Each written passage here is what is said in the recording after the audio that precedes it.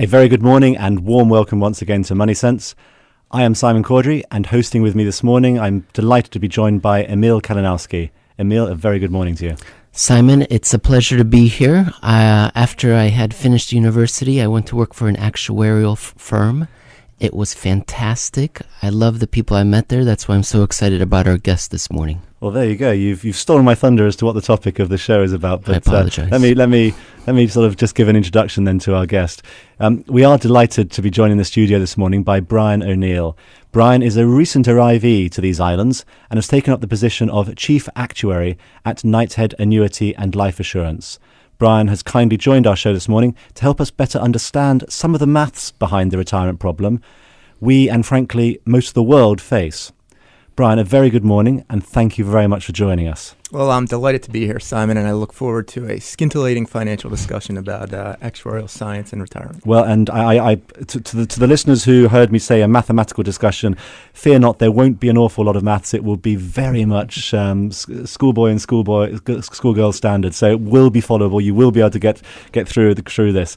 I think we also need to wish you a very happy 4th wedding anniversary, Brian. You've joined us this morning instead of spending the morning with your wife making her breakfast. So I don't know what to make of that, but congratulations. Well, thank you very much, and happy anniversary to my wife if she's listening. I'm sure she is. Well, I hope she is, and congratulations to both of you. Not to me, right, Simon? Well, just in case you want to wish congratulations. Mary. No, of course I do, of course. Well, there you go. So many times on this show, we have talked about the problem every Caymanian faces upon retirement. The current system, in my opinion, is not fit for purpose. Caymanians will retire with a pot of money that is insufficient to provide for them when they retire. So everyone listening, you need to bear that in mind. You have heard me repeat this many a time, but we haven't previously given you some of the numerical evidence. Today that's going to change. First of all, though, and before groans are heard across all our listeners of 30 minutes devoted to advanced algebra, as I said, that's not going to be the case. It will be very basic maths. We will put some tables and some numbers on our website after the show, so anyone who has specific questions and wants to reference some of the numbers that we used, they will be available so you can see them in your own time. And I'll give you the address of the website later as well. So with that, again, Brian, thank you for joining us. Now, when I introduced you as an actuary from a firm of annuity and life assurance, I was trying to figure out how to demystify that, because on Money Sense we try to demystify words that we don't all perhaps understand. Sure. And I started to realize that a word with only 7 letters, both actuary and annuity, both had 4 syllables, which is the very definition of a complex word.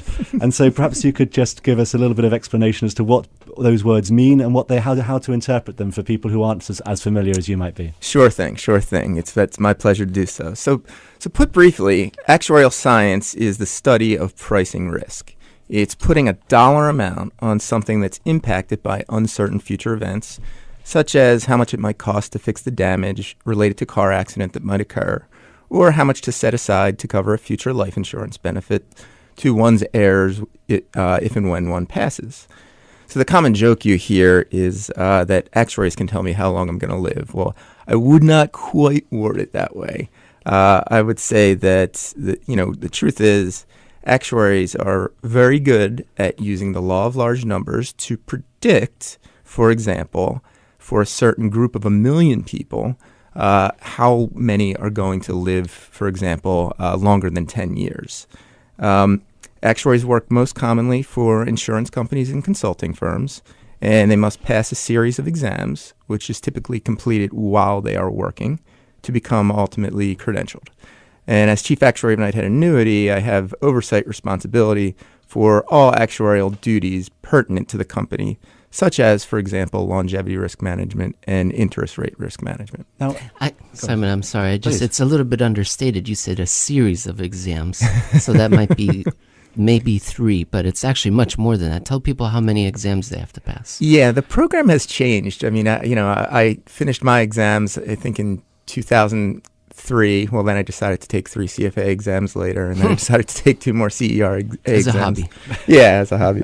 But there were back then 9 in total, and there were 2 levels of certification that you could receive, one after passing 6 and the other after passing the last 3. But I think that the curriculum has, morphed a little bit over time, but generally speaking, that's the structure that exists. And the exams are 4 to 6 hours in length and probably require, 250 hours-ish of your time to study. So they're not easy. 9 5-hour exams. I think we'll save the question, what does one do if one wants to be an actuary, to the end of the show when people have forgotten that it's 9 times 5 hours of study. And we'll ask that question at that point. An actuary, in this context, in retirement, we talk about lifetime, we talk about planning for how long someone might live. But that's not just what an actuary does. It could be modelling hurricane risk. It could be modelling, you said car accidents. So it involves a whole spectrum of risk management and risk analysis, doesn't it? Is that right? Yeah, and if you think about it, so does insurance. And that's why there's such a correlation between actuarial work and the business models of insurance companies. And one thing I'll note is that here in Cayman, we as an island have a burgeoning footprint in the global insurance and reinsurance space, and as such, a burgeoning need for actuarial talent. And I think that, at the moment, there are just over 20 folks here that are either credentialed actuaries or prospectively credentialed actuaries, which we call actuarial students. And, the nice thing is that a couple of those folks are actually native Caymanians, which we believe is really a great thing for the island and something we'd like to encourage and support in the coming years. And I'd say it really starts with the exams. And I'd say one thing that's fairly unique about being an actuary is that passing exams really is a powerful way to qualify yourselves. If you pass a couple exams, you will probably find a very nice job. And if you pass them all, you've bought yourself a high degree of job security. The exams are very mathematical and statistical in nature, which I know is not for everybody. But for young students that have an affinity for math, I think it's a really good thing to look into. I think Emil's about to sign up here. He loves his maths and stats, don't you? No, but I do have to say that when I was working for an actuarial consulting firm in the early 2000s, there was a survey each year. I don't remember who it was conducted by, but it was just a survey of what is the best job in the United States. And I remember that at least at that time, 2 years in a row, it was actuary. Maybe it's been 15 more years in a row since then.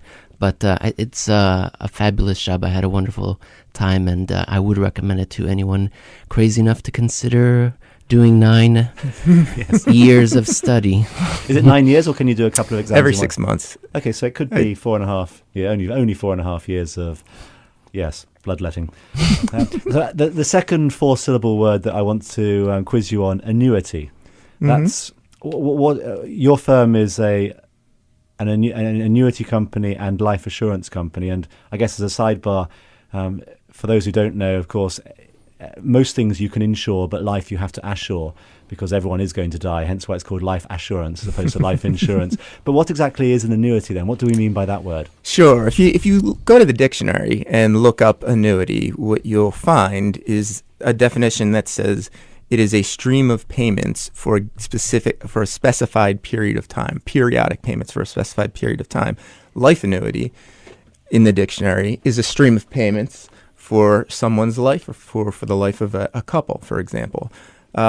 Now, in the insurance industry, annuity products, and this has sort of evolved over time, they are really investment products, and you invest for a prescribed period of time in these products, and eventually you get the dictionary definition of annuity if you so choose, a stream of payments for your life or for a specified period of time. And I guess what you mean by that is someone at the age of retirement who has made some savings buys an annuity, and that gives them an income stream each year until the inevitable happens. Until the inevitable happens. And what we were chatting about earlier, I think, is sort of pertinent to the conversation that, when, for example, Social Security was instituted in the U.S. and UK, et cetera, in the 30s or maybe even earlier, the definition of retirement was markedly different than it is now.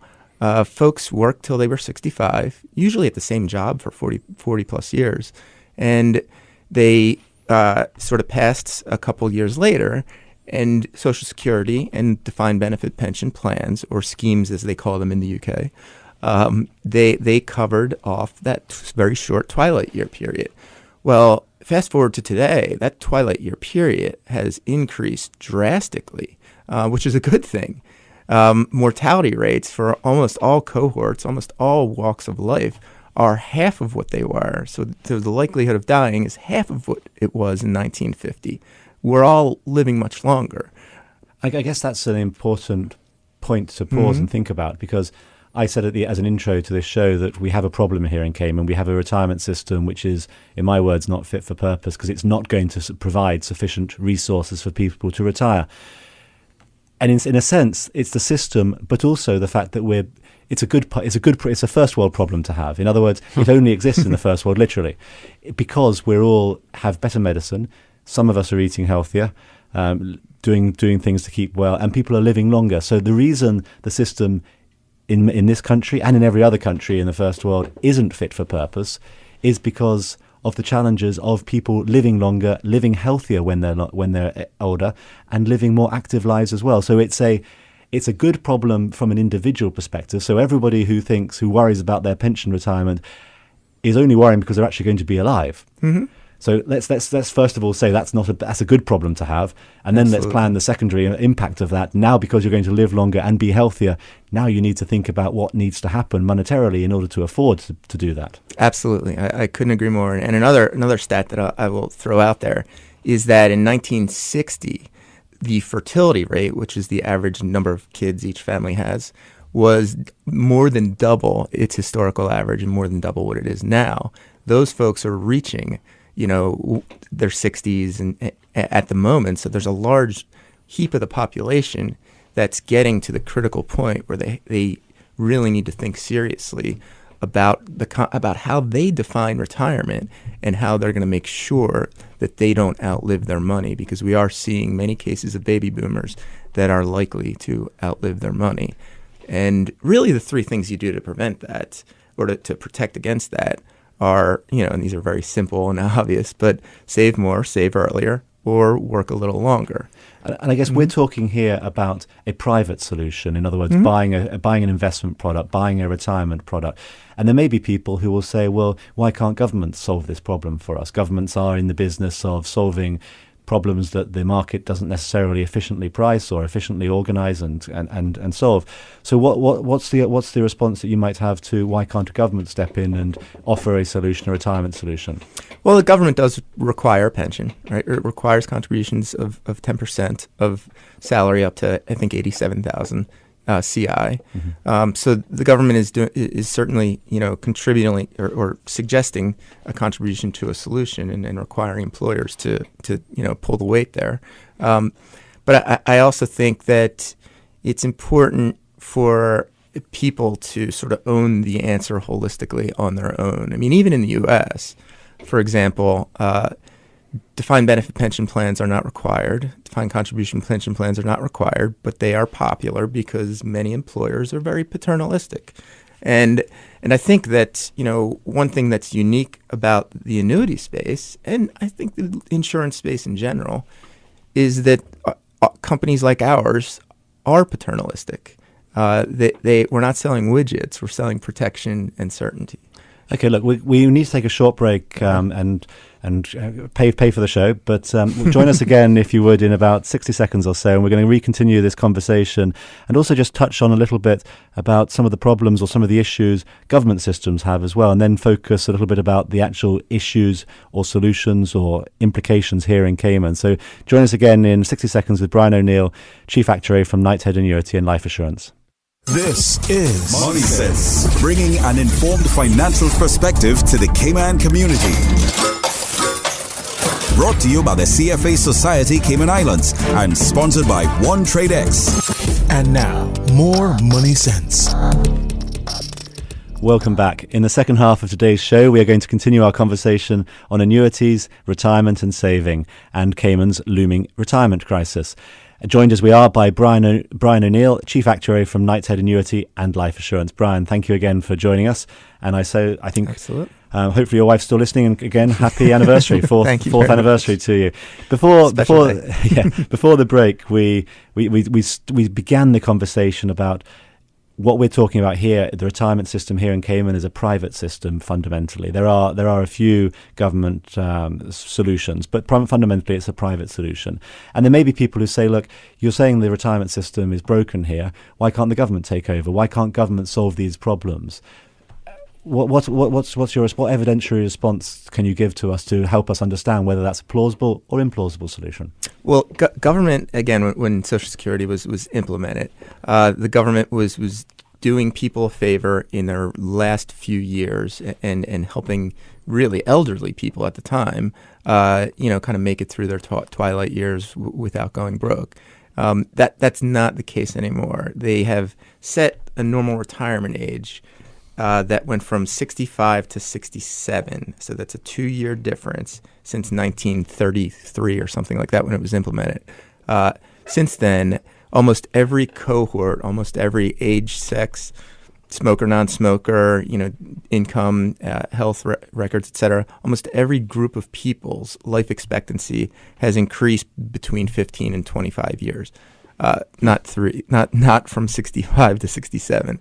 So in a sense, and that's why the Social Security system, if you read the report that was released by the Office of the Chief Actuary of the Social Security system recently, the Social Security system is now projected to go bankrupt in 2034. The United States. In the United States.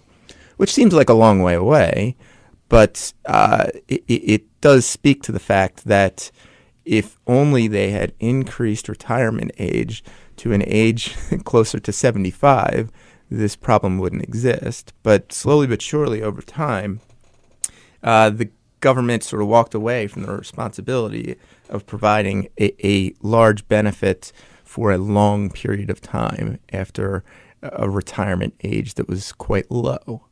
I guess we also have to bear in mind the pace of scientific development.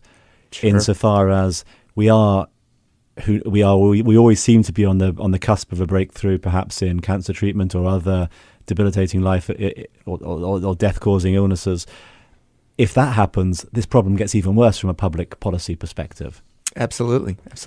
And because you're talking about people living longer are a bigger drain on public coffers, hence why it's more important to have private savings to prevent against those sorts of outcomes. Yeah, absolutely. Or plan on working until age 80. I mean, it's a personal decision, I think. And and if you want to go through Europe every summer from age 65 to 85, then make sure that you prepare yourself monetarily and financially for it. I don't know if this is a fair question to ask you without perhaps giving you the advance warning I was going to ask it. But just to set some context, what is the life expectancy today of an average male or female who's born today, or where are we thinking about? In other words, it seems so far away for a lot of people when they start out their journey, they start out their career, and they think about retirement. They go, "Wow, it's 40 years away," and there's no necessary context as to how long they're likely to live after that. What sort of age are we talking about? People generally are going to expect to live till. It's someone that today is born today is expected. I mean, it varies by a couple different factors, but 78 for males and 80 for females. And then someone who is currently age 65, it's a little bit greater than that, maybe a couple, 2-3 years greater than that if you already made it to 65. Because, of course, between 0 and 65, there's a little bit of mortality. But you mentioned 40 years. One stat that I'll point out as well is that compounding, interest compounding is a very, very powerful thing. So, for example, if I invest 100 right now at a 5% return, I get 105 in 1 year. If I invest 100 now for 40 years at a 5% return, that 100 turns into 704.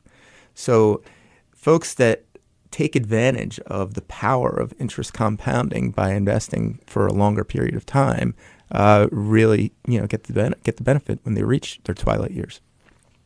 That was just the classic Aesop fable of the grasshopper and the ants, and it's so hard, and that's why it's been around for such a long time. And Simon's making a face at me, but basically... pure ignorance on my part. I'm just not sophisticatedly educated to understand these things, Emil. Well, there's so many of us is we don't save, we don't plan ahead, we don't start early like the grasshopper, and it would be better if we were all like the ants, where we are socking away for the coming winter, or in this analogy, of course, retirement. But it's the classic story. It's so hard to do. It's so easy. The math's on our side.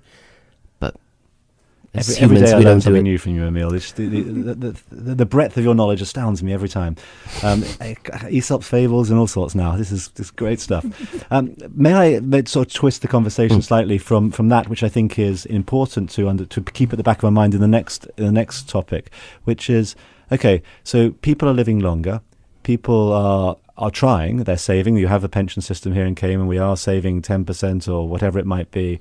There's no motivation here in Cayman to make additional voluntary contributions because there's no tax break to do so. So most people are disinclined to put additional money to work in what is a somewhat inefficient system. So the maximum people are generally saving is probably that 10%. Mm-hmm.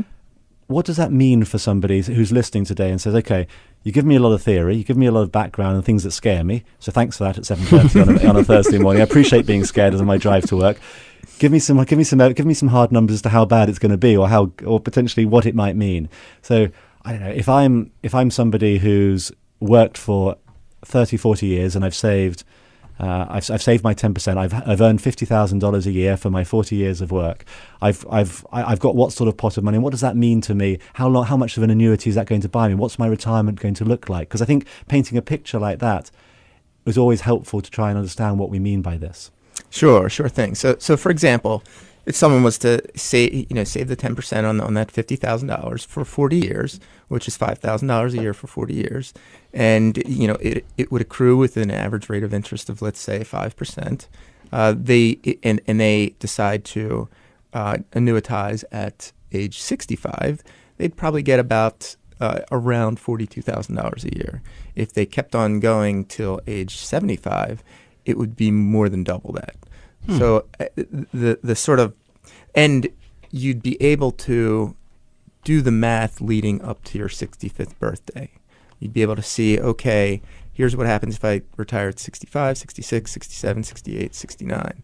And, and importantly, if you purchase an annuity product, which is an investment product that allows you to have money, get returns that are guaranteed, and then annuitize if you so choose at the correct date, the returns are guaranteed, which is a bit of a different thing than exposing yourself to risk by putting it into funds. Okay, so that's based on the assumption that somebody saves this $5,000 each year and it grows at 5%.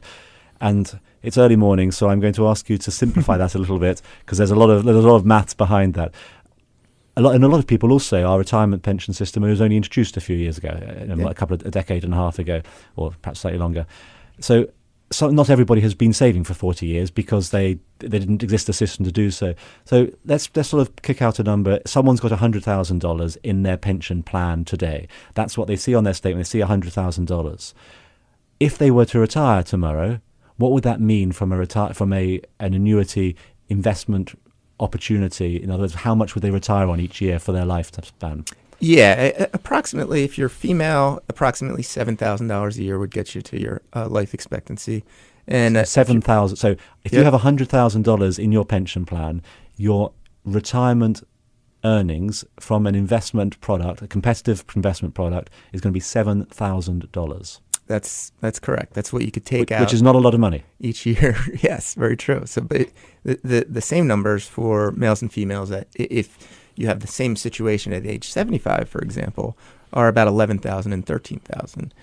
So somewhat more, and the difference is, of course, because females live longer than us guys, right? Yeah. And so that means that, and so someone who's thinking this, okay, if I've got 100,000, I get 7. Mm-hmm. If I've got 200,000, it just multiply it, so it becomes 14. And if I've got 500,000, it becomes 35, 40 or so. So that's the way to assess this for somebody who's thinking this through.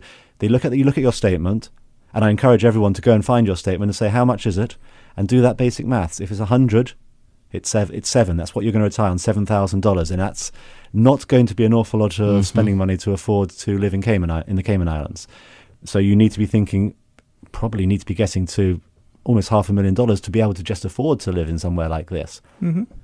And that's a meaningful sum of money, a genuinely meaningful sum of money. And to get to that sum of money is going to require a lot more saving or a lot more working. Really, it's save early, save more, or work to a later date. And in the U.S., the pension system, 60 years ago, Social Security took care of folks' pensions. But as time evolved, there was sort of a four-legged stool of, do you have a defined benefit plan? Do you have a defined contribution plan? Do you have personal savings and Social Security to sort of round things out? So I think that similarly, here in Cayman, thinking about personal savings, and of course, annuity companies provide these products, thinking about putting personal savings into an annuity where things are guaranteed. And again, we're not selling widgets, we're selling protection and security. I think is this consideration that folks might want to have. So we have just about a minute or so left in the show, and I'd like to end on a modestly positive note after scaring people, perhaps. One of the things to bear in mind, and we talk about this, but the pension crisis or the retirement crisis is real. But one of the things that is needed to solve this problem are people with experience in actuarial science to help us understand and help us make recommendations to help design and build products to help solve this.